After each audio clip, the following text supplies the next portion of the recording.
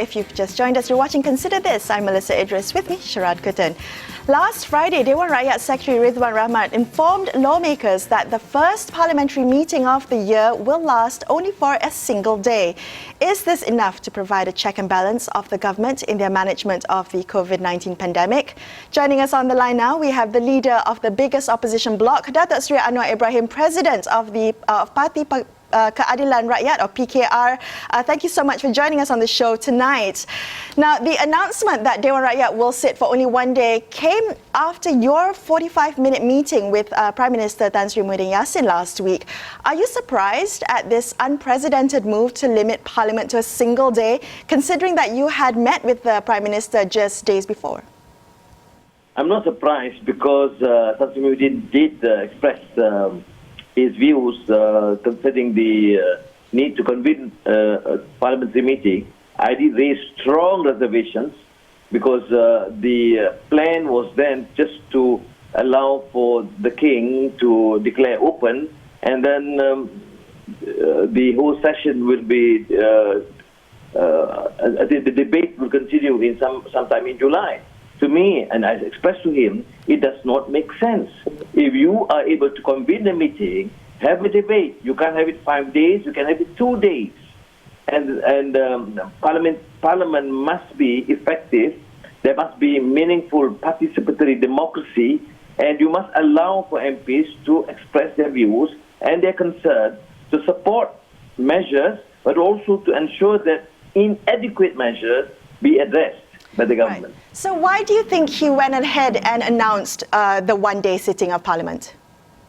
Well, I believe he has major constraints. Number one, the government now lacks legitimacy.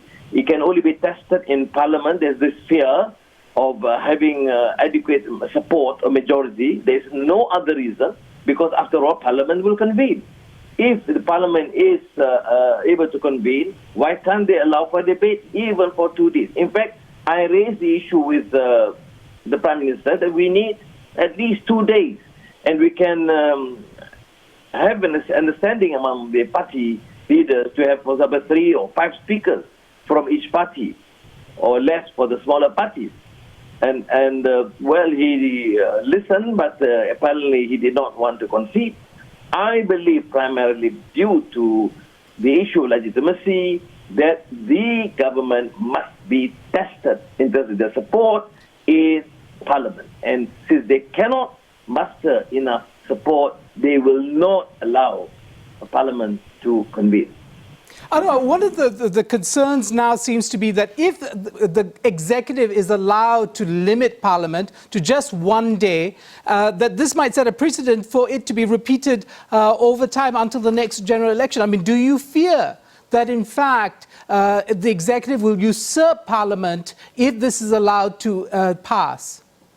It's a stage of authoritarianism in practice, because it is not even quite correct to say that Parliament convened for 1 day, because it's only for the opening session. There is no proper parliamentary sitting other than the Agong's opening address. So it is, of course, a very dangerous precedent. It makes a mockery of parliamentary system. It will not allow parliamentarians to question not only the legitimacy of the government, but some of the measures. Major concerns about the issue of finance, about expenditure. How do you then get the government to continue when you do not have the mandate and you do not get the necessary approval to approve the budget? Okay, well, so my question is, what do you think can likely be achieved in 2 days? And you said at least 2 days of Parliament sitting. What can be achieved in 2 days that you think cannot be achieved in 1 day? Well, firstly, Melisa, as I said, it's not 1 day. It's just opening address, and there's no debate, no discussion, no speeches, just that. But if you allow for at least a 2-day full session, then at least we can have, even among the opposition, an understanding or bring up the key issues. For example, your projection for next year, for this year, for example, in terms of revenue and expenditure, or Petronas 63, now it's $33 per barrel. Now, how do you then get the money? You say from the ecosystem. ecosystem. What ecosystem you're taking? What are the limits? What are the measures? There's no transparency. Now, who decides? This is a democratic government. We are not asking for a weak debate. If you say that you are not able to convene, that's already deemed to be irrelevant because you are able to convene. The only reason why you cannot extend it to 1 full day or 2 days to allow for a debate because you are concerned or worried about the issue of legitimacy.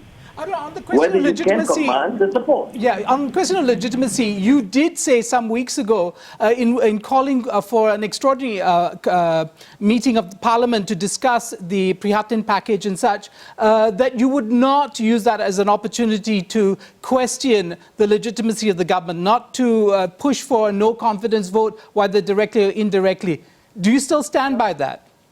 Yes, what I said, and I repeated that to the Prime Minister, I said, if you convene immediately as an emergency session purely to discuss COVID-19, not a normal parliamentary session, just to discuss the measures and what needs to be done. There are a lot of inadequacies, testing. I mentioned Singapore, Australia, Canada, United States can convene Parliament or Congress during this period of MCO. Number 2, the test kits, which we think is grossly inadequate. You are giving us figures, data, which we are concerned about. I mean, it depends on our capacity. We test, Malaysia tests 100,000 people. Australia, 420,000. Canada, 528,000. The more you test, you expect to actually obtain more numbers of those either in the positive category. I mean, these issues must be addressed. Now, who would have that legitimacy to question the government? And in Parliament, the ministers are compelled to explain, not giving, for example, like press conferences, no questions. Anwar, do you think the public mood is ready for this? I mean, there are some people who are saying that perhaps at this point in time, because it's a crisis, the government of the day should be given carte blanche. They should be able to do what they think is the right move and not be encumbered by political or politicking that might happen if we have a free debate as the Parliament would allow. Well, there is a danger to this sort of remark to give carte blanche to any government. We are supporting government. I have said so, and many opposition leaders have said so. Some of the measures are being supported. We want the government to act immediately, not wait for parliamentary session. That's true. But why is it so difficult to convene a proper meeting? And you have delayed it to months, and now you want to delay that further for probably another 6 months. Right. And this is, to me, unacceptable. Now, there is massive unemployment now. I've just heard today this SQL group closing down in Penang and in Kelantan, 2,000 workers. I mean, all these issues are also issues that affect the common person, common man and woman. I mean, you have massive unemployment and you have lots of problems about people not getting enough food. And there's also a problem for foreign workers. I mean, you can't ignore this. Look at Singapore.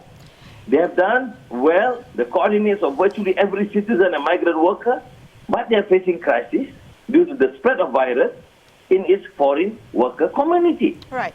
Now, we have a larger number of foreign workers. We have to deal with this. Now, this has to be debated in the interest of our rakyat.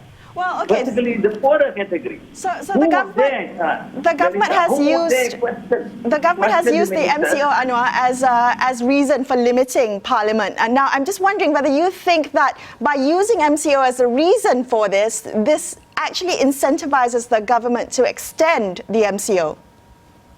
Well, they can give also reasons. Generally, initially, I supported the MCO. I've been appealing with the Rakyat to give fuller support to the authorities, the police and the army personnel to conduct their affairs. That is not the question. But the issue is Parliament has to convene because only the Parliament can decide what is best in terms of MCO, and that the government leaders are compelled to explain to the people the necessity to extend right standing, how do you deal and resolve economic problems, issues of unemployment, issues of the common person. And I must mention this, that contrary to all these announcements that the urban elite seem to be happy about, the poor segment of the community are suffering. I see them. You see them having, struggling just to have food. And then when they go out for example, to sell or open stores, they get arrested. Yep. Now, thousands have been arrested. And of course, there's still two sets of laws, one for the rich and powerful and one for the poor. Well, okay. If I could come back very quickly to the decision to limit Dewan Rakyat sitting to 1 day. Now, you've talked a lot about the legitimacy of this current government. I concede there is a lot of uncertainty about this government. The legitimacy of Muhyiddin's government has not yet been tested in Parliament, but neither has yours, Datuk Seri. Are you the current opposition leader? Do you have the mandate? Well, Pakatan Harapan, with 92, I made the decision to continue to engage with the rest, with the other opposition or independents. But as far as Pakatan Harapan is concerned, it is still the three parties, Keadilan, DAP and Amanah. So are you the opposition leader then? For Pakatan Harapan, right now, yes, although we say we need to continue to engage with the other opposition leaders. Anwar, a last question for you. Will you be challenging this decision to have a single-day Parliament session? Are you going to use the courts as a platform to have this discussed, the constitutionality of this particular move? We have not discounted that fact. There is that possibility. I mean, our team of legal team is exploring this. But what is important is we have to even clarify, it's not even a one-day session. It's just an inaugural session, opening address by the king. If you say 1 day, people assume there's at least half a day debate. There's none. After the speech by the king, and I assume some supplementary bills to be mentioned for the first reading, and we will adjourn, sign a die. Or there's a possibility to debate in July. So you're saying only a few minutes? Through the court or Parliament or even outside, we will continue to demand that the public must have access to information, there must be transparency, and the government, with all its limitations now, must be accountable. All right, well, thank you so much for sharing your insights and for your time joining us on the show this evening. We're going to take a quick break and we'll be right back to continue this conversation about one-day sitting of Parliament. Stay tuned to consider this.